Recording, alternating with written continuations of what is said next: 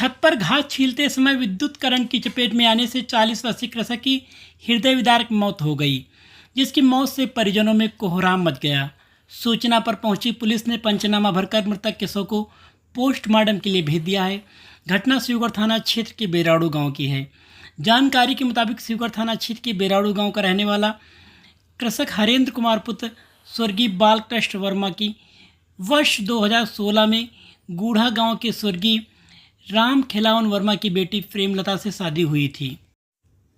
शादी के बाद से हरेंद्र अपनी ससुराल गूढ़ा में रहता था, जो गूढ़ा में रहकर ही बेराड़ू में अपनी खेतीबाड़ी करता था। इसके साथ ही खाली समय में लखनऊ में प्राइवेट नौकरी करके अपने परिवार की जीविका चलाता था।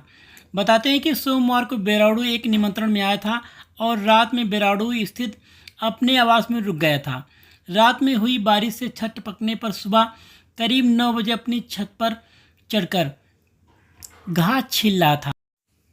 तभी घास छीलने के दौरान छत पर पड़े लोहे के तार में आ रहे विद्युत करंट के चलते कच्ची छत में करंट उतरने से विद्युत करंट की चपेट में आ गया। कृषक की चीख पुकार सुनकर दौड़ी उसकी 35 वर्षीय गूंगी बहन रीना देवी भाई को मूर्छित देखकर चीख पड़ी और चीखते चिल्लाते हुए इशारा करके लोगों को बुलाया। चीख पुकार सुनकर दौड़े पड़ोस के लोगों ने जब देखा तो कृषक हरेंद्र कुमार की सांसें चल रही थी, जिसे एक निजी मारुति वैन से आनन फानन में सामुदायिक स्वास्थ्य केंद्र शिवगढ़ लाया गया, जहां डॉक्टरों ने प्राथमिक स्वास्थ्य परीक्षण के पश्चात उसे मृत घोषित कर दिया।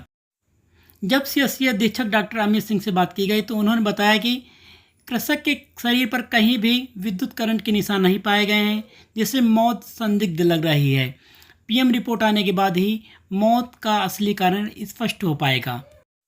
वहीं शिवगढ़ थाना प्रभारी राकेश चंद आनंद का कहना है कि प्रथम दृष्टया विद्युत करंट से मौत हुई है। शव पीएम के लिए भेज दिया गया है।